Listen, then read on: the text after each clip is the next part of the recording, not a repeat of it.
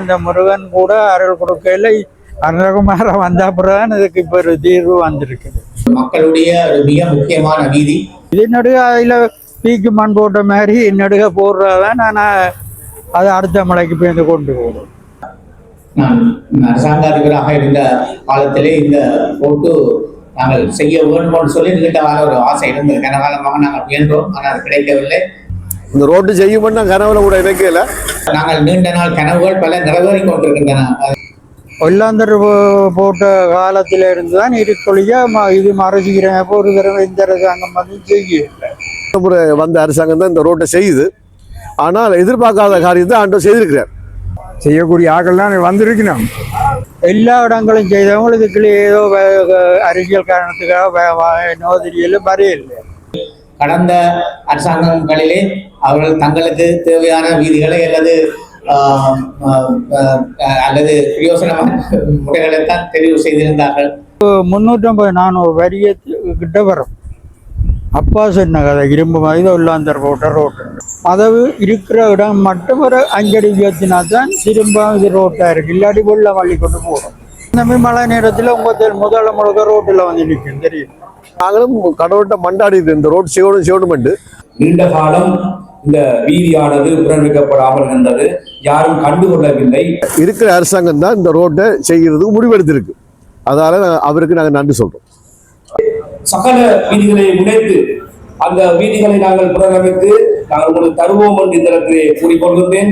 ඒ අවස්ථාවේදී අන්න සහෝදරයා කියපු දේ තමයි අපිට තිබෙන්නේ මිනිස්සු බලා ගන්න එක. ඒගොල්ලන්ව ඔපේ රටේ කුංචි මිනිස්සුම පොඩි මිනිස්සුම අතරව තමයි රට මෙච්චර කාලයක් පාලනය කරලා තියෙන්නේ. ඒ නිසා පොඩි මිනිස්සු බලා ගන්න ආණ්ඩුවක් හදලා තියෙන අවුරුදු 70 ගානකට පස්සේ ඒ නිසා අපි මේ දේවල් කරන්න ඕනේ කියන්නේ. ஆனால் ஜனாதிபதி அவர்கள் குறிப்பிட்டார், என்னுடைய நாட்டில் முதல் தடவையாக சிறிய மக்களை நோக்கிய நாம் அவதானத்தினை செலுத்தக்கூடியதாக ஒரு அரசாங்கத்தினை அமைத்துக் கொண்டுள்ளோம். அந்த வகையில் அந்த அரசாங்கத்தினூடாக இவ்வாறான ஒரு பெரிய தொகையினை நாம் இந்த பாதிக்கப்பட்ட மக்களுக்கு வழங்க வேண்டும் என்று குறிப்பிட்டிருந்தார். வடக்கு மாகாணத்தில் இன்று 2வது பெரும் அபிவிருத்தி திட்டத்திற்கான ஆரம்ப கட்ட நிகழ்வு இன்று அச்சுவேலி பகுதியிலே ஆரம்பிக்கப்பட்டிருக்கின்றது. 670.58 மில்லியன் ரூபாய் செலவில் ஆவரங்கால் தொண்டமெனாறு வீதி புனரமைப்பு வேலைகள் இன்று ஆரம்பமாகியது. இன்று காலை 8:30 மணிக்கு அச்சுவேலி பேருந்து நிலையத்தில் சிறப்பாக ஆரம்பிக்கப்பட்டது.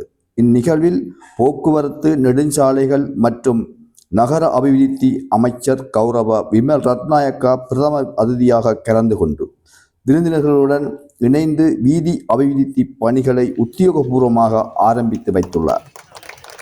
மறுமலர்ச்சிக்கான பாதை நிகழ்ச்சி திட்டத்தின் கீழ் 670.58 மில்லியன் ரூபாய் செலவில் 6.3 கிலோமீட்டர் நீளமான இந்த வீதி முழுமையாக புனரமைக்கப்பட உள்ளது என்பது குறிப்பிடத்தக்கது. உண்மையிலே இன்று அச்சுவேலி மக்களுக்கு ஒரு பெரும் மகிழ்ச்சியான செய்தி என்ற கப்பால உண்மையிலே தமிழ் மக்களுக்கே மிகவும் ஒரு மகிழ்ச்சியான செய்தியாகத்தான் இருக்கின்றது என்று அப்போது மக்கள் கூறுகின்றனர். உண்மையிலே தமிழர் பாரம்பரியங்களோடு வரவேற்கப்பட்ட ரத்நாயக்கா அவர்கள் சிறப்பான செய்திகளை பல சொல்லியிருக்கிறார்கள். மக்கள் மனதில் நம்பிக்கையை ஏற்படுத்தியிருக்கிறார்கள். இது தொடர்பான முழுமையான காணொலியை பாருங்கள், உங்கள் கருத்துக்களை பகிர்வுங்கள். உண்மையிலே மக்கள் மனதிலே ஒரு மாற்றம் ஏற்பட்டிருக்கின்றது என்பது மக்களே கூறியிருக்கின்றார்கள். நீங்களே கேளுங்கள், காணொலியை முழுமையாக பார்த்து உங்கள் கருத்துக்களை பதிவிடுங்கள். மழைக்காலங்களில் இந்த வீதி மழைகள் தண்ணீருக்குள்ளே போனதுனாலே, அதாவது தண்ணீருக்குள்ளே மூழ்கி போனதாலே நிறைய அசௌகரியங்களை இந்த மக்கள் எதிர்கொண்டிருந்தார்கள். ஆனாலும் இந்த வீதி நீண்ட காலத்திற்கு இந்த வீதியானது வந்து இந்திய நாள் ஆரம்பிக்கப்பட்டு 455 நாட்களிலே இந்த வீதி நிறைவேற்றப்படும். வட மாகாணத்திலே 10.8 பில்லியன் வருமதியான வேலைகள் செய்வதற்கு 2026ஆம் ஆண்டு நாங்கள் ஆயத்தமாகி வேலைகளை செய்து கொண்டிருக்கிறோம். அந்த 10.6 பில்லியனிலே நாங்கள் யாழ்ப்பாணத்துக்கு மட்டும் 4.2 பில்லியன் ஒதுக்கப்பட்டு அதற்கு வேலை திட்டங்களை நாங்கள் ஆரம்பித்திருக்கிறோம். அதே போல அதிவேக ஜனாதிபதி அவர்கள் இந்த வேலை திட்டம் உண்மையாக ஒழிக்க வேண்டும் என்ற அந்த இன்ஸ்ட்ரக்ஷனை அறிவித்தலை கொடுத்திருந்தார். அதுக்கேற்ற வகையிலே இந்த வேலைகள் திட்டங்கள் ஆரம்பிக்கப்படுவது என்று நாங்கள் மிகவும் மகிழ்ச்சி அடைகிறோம். அபிவிருத்தி அமைச்சர் கௌரவ விமல் ரட்நாயக் அவர்களே, உங்கள் அனைவருக்கும் அன்பான வணக்கம். நான் அரசாங்க அதிபராக இருந்த காலத்திலே இந்த போட்டு நாங்கள் செய்ய வேண்டும் என்று சொல்லி நீண்டகால ஒரு ஆசை இருந்தது. கனகாலமாக நாங்கள் முயன்றோம், ஆனால் அது கிடைக்கவில்லை. இன்று நிறைவேறி இருக்கிறதை விட நான் மிகவும் மாற்றி அடைகிறேன். இந்த ரோட்டு நிறைவேறி இருக்கிறது செய்வதற்கு. உங்களுக்கு தெரியும், கடந்த அரசாங்கங்களிலே அவர்கள் தங்களுக்கு தேவையான வீதிகளை அல்லது பிரயோசனமான முறைகளைத்தான் தெரிவு செய்திருந்தார்கள். அந்த வகையில் இது ஒரு மக்களுடைய ஒரு மிக முக்கியமான வீதி. அந்த வகையிலே நாங்கள் அமைச்சர் விமல் ரட்நாயக் அவர்களுக்கு நாங்கள் நன்றியை கூறப்படுகிறோம். அவர் இந்த அரசாங்கம் வருவதற்கு முதலும் எம்பியாக இருந்த பொழுது இங்க வடமாகாணத்துக்கு இங்க யாழ்ப்பாணத்துக்கு கூட தன்னுடைய இந்த அறிமுகப்படுத்தப்பட்ட வரவு செலவுத்திட்ட இருந்து யாழ்ப்பாணத்துக்கு முதல்ல ஏற்கனவே அந்த நிதிகளை ஒதுக்கி இருக்கிறார் டிசிபி இந்த அரசாங்கம் வருவதற்கு முதல்.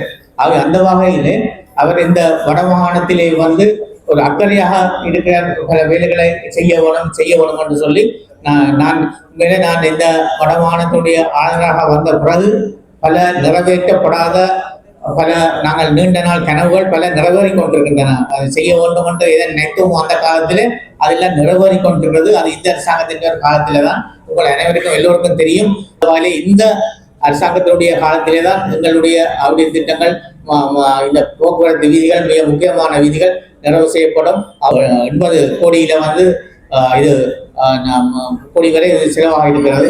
இது ஒரு மிக முக்கியமான வீதி. அந்த வகையிலே நாங்கள் இதை பெருமைப்படுகிறோம். இது செய்வதற்கு ரட்நாயக் அவர்களுக்கு நமது வாழ்த்துக்களையும் பாராட்டுகளையும் தெரிவித்து பல அபிவிருத்தி திட்டங்கள் முன்னெடுக்கப்பட இருக்கிறதாகவும், அதாவது எங்களுடைய நாட்டினுடைய ஜனாதிபதி தோழர் அனுரகுமார திசாநாயக்க அவர்கள் வடக்கு கிழக்கிலே பல அபிவிருத்தி திட்டங்களை மேற்கொள்வதில் மிக ஆர்வமாகவும் அக்கறையாகவும் இருப்பதாக எங்களுடைய கௌரவ ஆளுநர் அவர்கள் தன்னுடைய உரையை தெரிவித்திருந்தார். சாலைகள் நிர்மாணத்துறை அமைச்சர் கௌரவ விமல் ரட்நாயக் அவர்களே, வணக்கம். உண்மையிலேயே இன்றைய தினம் நாங்கள் எல்லோரும் மகிழ்ச்சி ஆக இருக்க வேண்டிய தினம். ஏன்னு சொன்னால், நீண்ட காலம் இந்த வீதியானது புனரமைக்கப்படாமல் இருந்தது, யாரும் கண்டுகொள்ளவில்லை. ஆனால் இப்பொழுது தேசிய மக்கள் சக்தி அரசாங்கமானது இந்த நாட்டிலே இந்த மக்களுக்கு என்ன தேவையா இருக்கின்றதோ அதை நோக்கி கிராமங்களை அபிவிருத்தி செய்து இந்த இலங்கையை ஒரு அழகான நாடாக மாற்ற வேண்டிய ஒரு பாரிய பணியிலே நாங்கள் ஈடுபட்டிருக்கின்றோம். அந்த வகையிலே துரிதமாக ஒரு வருட கால பகுதிக்குள்ளேயே அதிகமான வீதிகளை புனரமைத்து அந்த வீதியின் முக்கியத்துவத்தை உணர்ந்து அந்த வீதிகளை உடனடியாக போட்டு வருகின்ற என்னுடைய போக்குவரத்து துறை அமைச்சர் விமல் ரட்நாயக் அவர்களுக்கு நாங்கள் பேசுவதன் சார்பிலே விசேட நன்றிகளையும் பாராட்டுகளையும் தெரிவித்துக் கொள்கின்றோம். அவருடைய பணி அளப்பரியது. எனவே நாங்கள் வேகமாக இந்த எங்களுடைய ஆட்சி காலத்திலே சகல வீதிகளை முனைத்து அந்த வீதிகளை நாங்கள் புனரமைத்து நாங்கள் உங்களுக்கு தருவோம் என்று இந்த இடத்திலே கூறிக்கொள்கின்றேன். குறிப்பாக வலிகிழக்கு பிரதேசம் பாரிய அபிவிருத்தியை பெறும் என்று நான் இந்த இடத்திலே உங்களுக்கு நான் தெளிவாக குறிப்பிட விரும்புகின்றேன். இது மக்கள் அரசாங்கம், மக்களுக்காக வேலை செய்கிற அரசாங்கம், ஊழலற்ற அரசாங்கம். எனவே நாங்கள் ஊழல்கள் இல்லாமல், உங்களுக்கு தெரியும், இலங்கை நாடான நீண்டகாலத்துக்கு பிறகு ஊழல் நாடுகளில் இருந்து பல எண்ணிக்கையில முன்னேறி இப்பொழுது ஒரு நல்ல நாடாக நகர்ந்து கொண்டிருக்கின்றது. அதற்கு காரணம் உங்களுடைய ஆதரவும் அன்பும் தான். எனவே வடக்கு மாகாணத்திலே செய்யப்படுகின்ற அதிகூடின பிரமுக ப்ராஜெக்ட் வட்டுவாகல் பாலம், அதுக்கு அடுத்ததாக பெருமளவான நிதியில கிட்டத்தட்ட 800 மில்லியன் ரூபாய் செலவிலே செய்யப்படுகின்ற இந்த தொண்டமனாறு ஆபரங்கால் வீதி குறிப்பிட்ட 15 மாசத்துக்கு முன்னரே இந்த வீதி புனரமைக்கப்பட்டு சிறப்பாக முன்னிறுத்தப்படும். உங்கள் அனைவருக்கும் இனிய காலை வணக்கம். பாராட்டுதல் இந்த பாதை அமைக்கிறதுல ஒரு பயன் இருக்கு அவங்களுக்கு?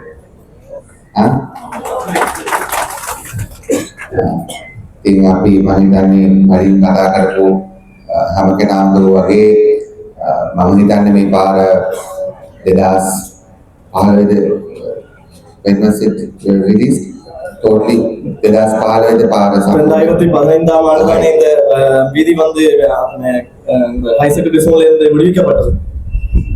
ඒකට පාර විරුද්ධ කළා තියෙන ඉතින් පස්සේ 10කට 12කට පස්සේ ඉතින් අපි සතුටු වෙනවා. මේක ඉතාමත්ම වැදගත් අත්‍යවශ්‍ය පාරක් කියන එක තමයි මට නිලධාරීන් මේ ප්‍රදේශයේ අපේ ප්‍රාදේශීය සභාව උපදිනලා කිව්වේ. අපි සතුටු වෙනවා මෙතන හොස්පිටල් එකට ඒ වගේම සෙල්ල සාධි කෝවිල වගේ වැදගත් ස්ථානවලට යන්න මේ කිලෝමීටර් 6 දියුණු කරන්න ලැබීම ගැන நான் மிகுந்த மகிழ்ச்சி அடைகிறேன். இந்த வீதியானது செல்வச்சன்னதி கோவில் மற்றும் இங்குள்ள அச்சுவேலி பேஸ் ஹாஸ்பிட்டல் போன்றவற்றுக்கு செல்வதற்கான பிரதான மார்க்கமாக காணப்படுவதனை நிறுத்தி நான் மிகுந்த சந்தோஷம் அடைகின்றேன். அதனை இங்குள்ள பிரதேச உறுப்பினர்களும் மற்றும் நில அதிகாரிகளும் போட்டு வந்தனர். எனக்கு இந்த பாதையினுடைய முக்கியத்துவம் ඔබතුමාලා දන්නවා දේශීය මක්කල් ශක්තිය ආණ්ඩුව ජනාධිපති අනුකුමාර දිසානායක සහෝදරයාගේ නායකත්වයෙන් පටන් ගත්තට පස්සේ අපි වැඩිපුරම සංවාදනය වෙනුවෙන් වැඩිපුරම මහන්සි වෙන පළාතක් වෙලා තිබෙන්නේ උතුරු පළාත. உங்களுக்கு தெரியும் தேசிய மக்கள் சக்தி அரசாங்கமானது அன்புகுமார திசாநாயக்க தோழருடைய தலைமையின் கீழ் இந்த பல அபிவிருத்தி திட்டங்களை வடக்கினை முதன்மைப்படுத்தி செய்து கொண்டு செல்கிறார்கள். මොකද ඔබතුමාලා 30 අවුරුදු යුද්ධකින් වැඩකාපු මිනිස්සු අපි මේ ගම්වලට ගියාම පේනවා ලොකු ගෙවල් තියෙනවා ඒවා වහලා ගොඩක් අය ඉන්නේ රට පිටියට ගිහිල්ලා ඒ ඇත්තම ගත්තොත් යුද්ධයේ විසින් ඔබතුමාලට සංවර්ධනයක් නැති කරලා තිබෙනවා ඥාතිනුත් නැති කරලා තිබෙනවා ඒගොල්ලන්ගේ වැදගත් දැනුමත් මේ ප්‍රදේශෙට නැති කරලා තිබෙනවා. அதுபோல எங்களுக்கு தெரியும் 30 வருட கால யுத்தத்தில் இந்த பிரதேசத்தில் உள்ள மக்கள் அனைவரும் மிகுந்த பீடனத்திற்கு உள்ளாக்கப்பட்டிருந்தார்கள். பலர் வெளிநாடு சென்றிருக்கிறார்கள். நாங்கள் ஊர்களுக்கு சென்று பார்க்கும் பொழுது பல மக்களுடைய பிரச்சனைகளை நாங்கள் விளங்கிக் கொள்ளக்கூடியதாக இருக்கின்றன. ඒ නිසා අපිට වගකීමක් තිබෙනවා ආණ්ඩුවක් විදියට ඒ යුද්ධයට අහුවෙලා හරි වෙන කුමන හරි දෙයක් නිසා සුළි පුණාටුවක් නිසා හරි යුද්ධය නිසා හරි තනි මිනිස්සු විදියට තමුන්නාසලට පාලනය කරන්න බැරි හේතු නිසා තමුන්නාසලාගේ දිනුව ජීවිතයට බාධා වෙලා තිබෙනවා නම් ඒක ගොඩනගා ගන්න උදව් කරන එක තමයි දේශීය මක්කල් ශක්තිය ආණ්ඩුවේ ප්‍රධාන අරමුණ වෙලා තිබෙන්නේ. எங்களுடைய தேசிய மக்கள் சக்தி அரசாங்கத்தினுடைய பிரதான நோக்கமாக இருக்கின்றது இந்த பிரதேசத்துடைய மக்கள் யுத்தத்தினாலோ அல்லது வேறு அனர்த்தங்களினாலோ தனித்தனியாக உடைக்கப்பட்டு மிகுந்த கஷ்டத்தினை எதிர்கொண்டிருக்கிறவர்கள் என்றால் அவர்களை நாங்கள் மேற்கட்டி அவர்களை மேல் நோக்கி எழுப்பதற்குரிய பொறுப்பினை நோக்கத்தினை எமது தேசிய மக்கள் சக்தி அரசாங்கமானது கொண்டிருக்கின்றது. ජනාධිපතිතුමා කියලා තියෙන විදිහටම අපි අපේ ආණ්ඩුවේ ආත්මය ලෙස අපි විශ්වාස කරන්නේ මිනිස්සු බලා ගන්න. எங்களுடைய ஜனாதிபதி தோழர் குறிப்பிட்டதற்கமைய அரசாங்கம் என்ற நோக்கத்தில் அரசாங்கம் என்ற கொள்கையில் எமது மக்களை நாங்கள் பார்த்துக் கொள்வது எமது பிரதானமான நோக்கமாக காணப்படுகிறது. ඒ කියන්නේ අපේ රටේ ඕනතරම් ආණ්ඩු තිබිලා තියෙනවා. எங்களுடைய நாட்டில் தேவையான அளவு அரசாங்கங்கள் இருந்திருக்கின்றது கடந்த காலத்தில். හැම ආණ්ඩුවක්ම පාරවල් හදලා තියෙනවා. ஒவ்வொரு அரசாங்கங்களும் பல வீதிகளை அமைத்திருக்கிறார்கள். නේද? බෝකුත් හදලා තියෙනවා. போக்கு அமைத்திருக்கிறார்கள் தானே.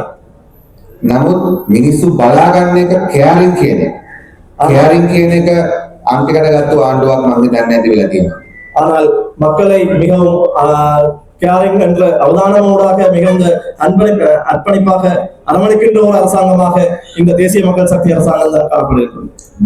2026ஆம் ஆண்டு நம்மளுடைய வீதி அதிகார சபை மாவட்ட பொறியியலாளர் குரூஸ் அவர்கள் சொன்னதற்கமைய 10 பில்லியன் கோடி දාහකට 1000 கோடிக்கு மேற்பட்ட தொகை இந்த வடக்கு பகுதிகளுக்கு நாம் ஒதுக்கி இருக்கின்றோம் வீதி அபிவிருத்திக்காக. ඒ වගේම යාපනයේ දිස්ත්‍රික්කයට තමා කිව්වා විදිහටම අපි කෝටි 425කට ආසන්න මුදලක් වෙන් කළ තිබෙනවා පාරවලට මේ අවුරුද්දේ. அதே போல யாழ்ப்பாண டிஸ்ட்ரிக்ட்டுக்கு 425 கோடி பெறுமதியான தொகையினையும் நாம் வீதி அபிவிருத்திக்காக ஒதுக்கி இருக்கின்றோம். பிரதேச வேறுபாடுகள் இல்லாமல் அனைவரும் ஒரு திசையில் ஒன்றாக மக்களுடைய ஒத்துழைப்பு. எங்களுடைய அப்பா சொன்ன கதை என்னென்றா அந்த இதில் 5 மதம் இருக்கு. 5 ரோட்டு தான் இது. ஆவரங்காலிலிருந்து சன்னதி முருகன் கோயில் வழியாக படுத்துகிற ஒரு ரோட்டு. இது கிட்டத்தட்ட இப்போ ஒல்லாந்தர் போட்ட காலத்தில் இருந்து தான் இருக்கொழியாக இது மறைச்சிக்கிறேன் ஒரு தடவை இந்த அரசாங்கம் செய்யலை. இன்றைக்கு இந்த அனுரகுமார திசாநாயக்கா வந்த காலகட்டத்தில் இப்படி காலத்தில் இது எத்தனையோ ஆக்கள் போய் அவரோட கதைக்கு கூட எல்லா இடங்களும் செய்தவங்களும் இதுக்குள்ளே ஏதோ அரசியல் காரணத்துக்காக நோதிரியில் வரையில்லை.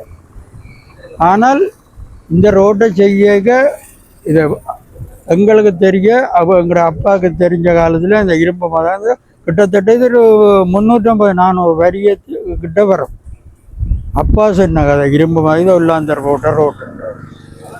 இப்போ திரும்ப ஒரு கதை சொல்கிறேன் உங்களுக்கு என்னென்றால், தொண்டனாறு இரும்பு பாலத்துக்கு இஞ்சால 5-6 மதவு இருக்குது. அந்த மதவு இருக்கிற இடம் மட்டும் ஒரு 5 அடி உயர்த்தினா தான் திரும்ப இது ரோட்டாக இருக்குது. இல்லாட்டி வெள்ளம் வள்ளி கொண்டு போகிறோம். இரும்பு பாலத்துக்கு அதில் இருந்து தான் உயர்த்தி கொண்டு வந்து தான் இஞ்சால ஒரு 5 மதம் இருக்குது. மதம் மட்டும் ஏனென்றால் தண்ணி போக மதம் வச்சுருக்கிறாங்க. அது சும்மா சின்ன காடு. சில நேரம் தம்பி மழை நேரத்தில் முதல்ல முழுக்க ரோட்டில் வந்து நிற்கும் தெரியும். நான் இருக்க சன்னதிக்கு பிடிக்கப்புறம் போகிறேன், ரோட்டில் படுத்திருக்கு. அப்படி தண்ணி நிற்கும், 2 சைடும் தண்ணி நிற்கும். இப்போ இந்த ஆகம்பிஞ்சும் ரோட்டி அடிச்சுப்பா இது நடுக அதில் பீக்கு மண் போட்ட மாதிரி நடுக போடுறதான் நான் அதை அடுத்த மலைக்கு போய் கொண்டு போகணும். சரி, பிரதானமான ரோட்டு என்னென்னா சன்னதி. அதுக்கு வரியத்தில் திருவிழா காலத்தில் லட்சக்கணக்கான மக்கள் கூடுற இடம். அப்போ இது இந்த இவ்வளோ காலம் அந்த முருகன் கூட அருள் கொடுக்கையில் அருணகுமாரம் வந்த அப்புறம் இதுக்கு இப்போ ஒரு தீர்வு வந்திருக்குது. வெள்ளாந்த போத்தீஸ்வரர் ஆண்ட காலம் அன்னைக்கில் கிட்டத்தட்ட 400 ஆண்டாக வந்துட்டுது. அப்போ நாங்கள் இந்தியாவில் எங்களுக்கு வெள்ளம் கூடி இந்தியாவில் ரோட்டு போய் பாய முடியாட்டி இந்த ரோட்டை நாங்கள் அதில் ஒரு வாகமரம் நிற்குது, அதுக்கு பக்கத்தில் விட்டுவோம். 5-6 அடி அகலமாக வெட்டி கொண்டு இருக்கேங்க. அந்த காலத்து போட்ட முதிரை கல் கூட நாங்கள் தூக்கி இங்கால போட்டுட்டு தான் தண்ணி பாய பண்ணுறது. ஆனால் நாங்களும் கடவுள்கிட்ட மண்டாடிது இந்த ரோடு செய்யணுமெண்டு. ஆனால் துள்ளி பாயும் ரோட்டு ஒரு படினமான ரோடு இல்லை. ஆனால் எதிர்பார்க்காத காரியத்தை ஆண்டு செய்திருக்கிறார். இந்த ரோட்டு செய்யுமென்னு நான் கனவுல கூட நினைக்கல. இப்போ இருக்கிற அரசாங்கம் தான் இந்த ரோட்டை செய்கிறதுக்கு முடிவெடுத்திருக்கு. அதனால் அவருக்கு நாங்கள் நன்றி சொல்கிறோம்.